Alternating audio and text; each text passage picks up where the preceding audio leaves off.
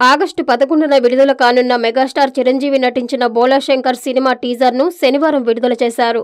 తిరుపతి జిల్లా సూలూరుపేటలోని వి ఎపిక్ థియేటర్లో మెగాస్టార్ అభిమానుల సందడి నడుమ మెగాస్టార్ చిరంజీవి నటించిన బోలాశంకర్ సినిమా టీజర్ను విడుదల చేయడం జరిగింది.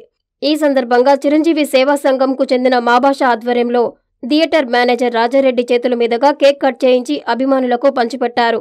బాణాసంచా కాల్చి సందడి చేశారు.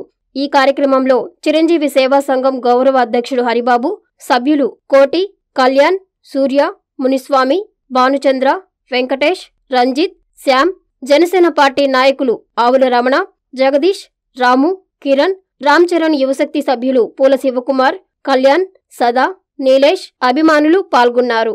మా మెగా అభిమానులకి ఈరోజు చాలా పండగ వాతావరణం.